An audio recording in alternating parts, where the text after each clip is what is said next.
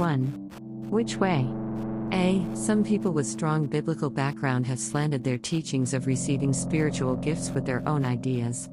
They come up with some formulation, some procedures, telling people how one can receive the spiritual gifts. They even perform on stage, giving the idea that God works in that ways. B. Nowadays, people find it difficult to receive the spiritual gifts. Some even get confused. Others dare not venture into it. In fact, they have been hindered by the so-called methodologies. C. Here are some Bible references. 1 Corinthians 12:1 NIV. 1. Now about the gifts of the Spirit, brothers and sisters, I do not want you to be uninformed. 2 1 Corinthians 12:7 NIV. 7. Now to each one the manifestation of the Spirit is given for the common good.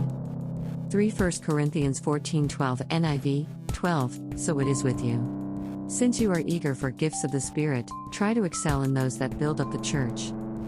4. Romans 12:6 NIV.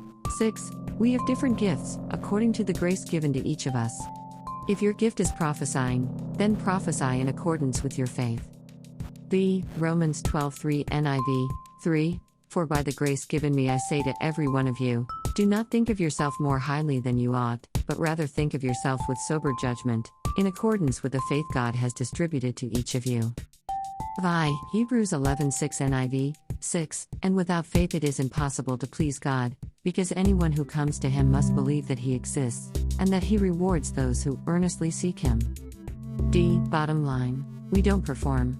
God will do everything according to His ways. 1 Corinthians 12:11 NIV. 11. All these are the work of one and the same Spirit, and He distributes them to each one just as He, Spirit, determines.